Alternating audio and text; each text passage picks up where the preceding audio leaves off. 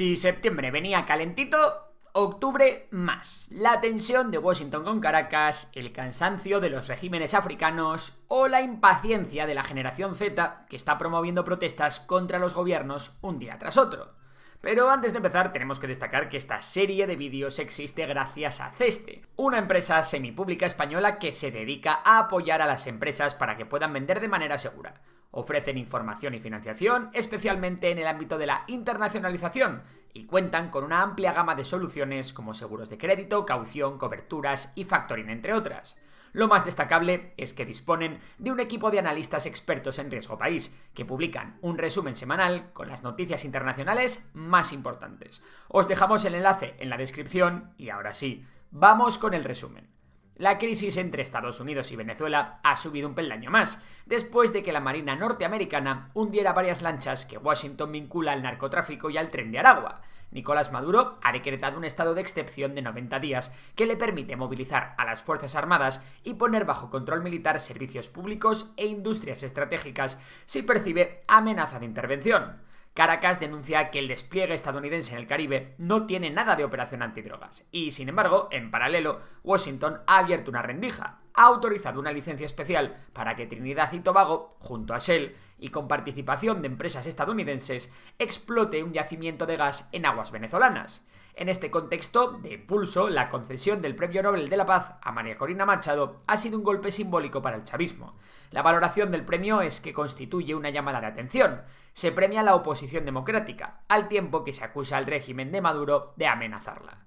En Argentina la jugada le ha salido bien a Milei. El 26 de octubre La Libertad Avanza ganó las elecciones de mitad de mandato con más apoyo del previsto y sumó escaños suficientes como para que ya no sea tan fácil vetar sus decretos. A todo esto se le suma que Estados Unidos concretó el plan de respaldo financiero a Buenos Aires, un acuerdo de intercambio de divisas por valor de 20.000 millones de dólares, que es una intervención directa para comprar pesos y, sobre todo, la disposición del Tesoro a adquirir deuda argentina en dólares, pese a su calificación de bono basura.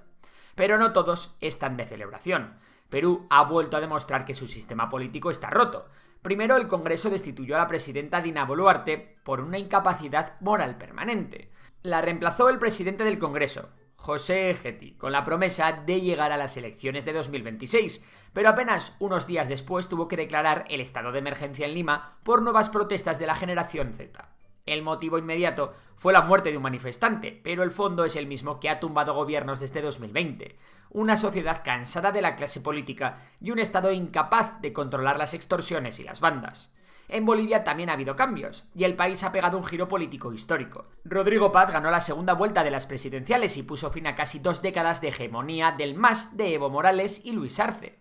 Llega con un programa de centro-derecha que promete recortar subsidios, flexibilizar el tipo de cambio y volver a acercarse a Estados Unidos. Pero lo hace en un país con inflación alta, reservas exhaustas y falta de combustible. Haití, mientras tanto, sigue siendo el agujero negro de seguridad del Caribe. La ONU ha tenido que aprobar una nueva fuerza para sustituir a la misión anterior que nunca llegó al número de efectivos previsto y que no ha conseguido recuperar Puerto Príncipe. Y cruzamos el Atlántico para irnos al gran conflicto europeo. Desde Bélgica se ha bloqueado 190.000 millones de euros en activos rusos congelados en Euroclear, unos fondos que la Comisión quería emplear para financiar la reconstrucción de Ucrania. En paralelo, la Unión Europea ha comenzado a desplegar su proyecto de muro antidrones en el flanco oriental, una red de radares, inhibidores y defensas electrónicas para frenar las incursiones rusas en Polonia, Rumanía y los países bálticos. Francia, por su parte, sigue atrapada en su crisis doméstica. El tercer primer ministro en un año, Sébastien Lecornu, ha dimitido apenas semanas después de asumir el cargo, ahondando el vacío de liderazgo de Emmanuel Macron. Eso sí, le han vuelto a nombrar en el mismo cargo. No lo entiendo. La dimisión hundió la bolsa de París y disparó la prima de riesgo, en un país que arrastra un déficit superior al 5% del PIB y una deuda pública del 113%. La imagen es la de un presidente que se va quedando sin margen político y sin aliados parlamentarios. En el frente ucraniano, Moscú ha pasado de la guerra de desgaste a la guerra energética. Los bombardeos masivos contra instalaciones de gas y electricidad han inutilizado cerca del 60% de la producción nacional, justo a las puertas del invierno. Kiev calcula que necesitará más de 4.000 millones de metros cúbicos adicionales de gas antes de marzo para evitar apagones generalizados y pide a sus socios europeos más sistemas de defensa y material de reparación. La estrategia rusa es clara: agotar la moral civil y forzar a Europa a gastar miles de millones más para sostener a Ucrania. En este contexto, Donald Trump ha dado un nuevo golpe de timón en la política estadounidense hacia el conflicto. En un giro inesperado, Trump ha anunciado sanciones directas contra Rosneft y Lukoil, las dos mayores petroleras rusas, responsables de casi la mitad de las exportaciones del país. Hasta ahora se había resistido a hacerlo para mantener bajo el precio de la gasolina. El Brent superó los $64 por barril tras el anuncio, pero la medida tiene más valor simbólico que económico. Las empresas rusas llevan años perfeccionando mecanismos para eludir las sanciones, como intermediarios en Asia y Oriente Medio.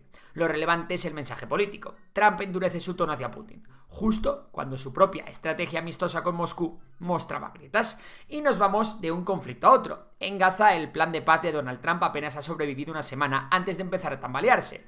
Parece que Hamás incumplió los plazos en la entrega de los cuerpos de los rehenes fallecidos, e Israel decidió en represalia bloquear la entrada de ayuda humanitaria en Rafah, además de reanudar los bombardeos causando decenas de muertos. Por otra parte, los choques entre milicianos de Hamás y clanes locales acusados de colaborar con Israel han dejado más de medio centenar de víctimas. En Marruecos, tras las protestas masivas del colectivo juvenil Gen Z 212, el gobierno ha reaccionado aumentando un 16% el gasto en educación y sanidad. Es una maniobra para calmar el descontento y demostrar que las demandas sociales han sido escuchadas. Los disturbios de principios de mes dejaron centenares de detenidos, pero el mensaje del rey Mohamed VI ha logrado enfriar temporalmente la calle. Y ahora nos vamos a Asia Oriental, porque allí han pasado bastantes cositas. En Japón, Sanae Takaichi se ha convertido oficialmente en la primera mujer en gobernar el país, consolidando la ola conservadora dentro del Partido Liberal Democrático. Su perfil ha disparado el optimismo en los mercados. El Nikkei ha cerrado en máximos históricos. Eso sí, será un gobierno inestable y Takaichi tendrá que negociar cada ley y moderar su agenda más polémica, especialmente en inmigración y derechos sociales. China, por su parte, ha vivido un mes convulso. Primero, el Partido Comunista anunció una nueva purga militar, 9 generales expulsados por corrupción o deslealtad, entre ellos He Weidong, número 2 del ejército. La medida, justo antes del cuarto pleno del Partido Comunista Chino, ha dejado claro que Xi Jinping no tolera fisuras en la cúpula antes de presentar el 15 plan quinquenal. A la vez, los datos del tercer trimestre reflejan una desaceleración al 4,8% de crecimiento interanual, la menor en un año, presionando a Pekín para aprobar nuevos estímulos. En ese contexto, China ha buscado no abrir un frente económico adicional con Estados Unidos y ha terminado salvando in extremis la tregua comercial. El 26 de octubre, tras semanas de amenazas arancelarias, Trump y Xi Jinping alcanzaron un acuerdo marco que congela los nuevos aranceles del 100% y retrasa durante un año las restricciones chinas a las exportaciones de tierras raras. El acuerdo, negociado en secreto para permitir la cumbre de finales de mes en Corea del Sur, da una tregua temporal a las dos economías que no pueden permitirse otra guerra comercial completa. Y como extensión de esa estrategia, Estados Unidos y Australia firmaron un pacto minero estratégico para desarrollar el suministro de minerales críticos, como el galio, en territorio australiano, con inversiones conjuntas que superarán los 8.500 millones de dólares. Washington no quiere depender de China para los materiales que sostendrán la próxima generación tecnológica y militar. Por último, en el sur de Asia, octubre trajo un alto al fuego entre Pakistán y Afganistán, tras una semana de combates fronterizos y bombardeos cruzados a lo largo de la línea Durand. La mediación catarí en Doha permitió detener la escalada y fijar una nueva ronda de diálogo en Estambul. Detrás del acuerdo, sin embargo, persiste la causa del conflicto. Islamabad acusa a los barbudos de proteger al grupo insurgente TTP, responsable de la mayoría de los atentados en suelo pakistaní. Y terminamos con África, donde está pasando de todo. Allí parece que la deriva autoritaria de los últimos años no es solo una tendencia, sino un nuevo sistema. Madagascar lo ha confirmado. Tras semanas de protestas masivas por los apagones y la crisis del agua, el presidente Andry Rajoelina huyó del país en un avión militar. Apenas 3 días después, el coronel Michael Randrianirina se autoproclamó presidente y fue investido con la presencia de embajadores europeos. La Unión Africana lo suspendió inmediatamente bajo su política de tolerancia cero a las juntas militares, pero sobre el terreno el golpe ha sido aceptado de facto. El nuevo líder promete devolver el poder a los civiles en 2 años. También ha habido elecciones en Camerún. Allí, Paul Biya, en el poder desde 1982, fue proclamado ganador una vez más, con un 53,6% de los votos y una participación que apenas llegó al 58%.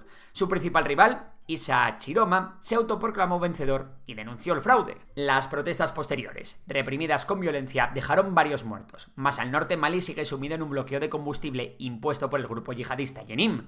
Un bloqueo que ha paralizado el transporte y provocado el cierre de escuelas. La junta militar intenta escoltar los convoyes, pero los ataques continúan. La escena es la misma que en los países vecinos gobernados por militares aliados de Moscú, sin avances contra el terrorismo, con economías paralizadas y con un creciente rechazo a Occidente que no se traduce en ningún resultado. Y esto es todo por este mes. Si te ha gustado el vídeo, sabes que puedes suscribirte al canal, darle a like y muchas gracias a Ceste por apoyarlo. Por lo demás, un saludo y hasta la próxima.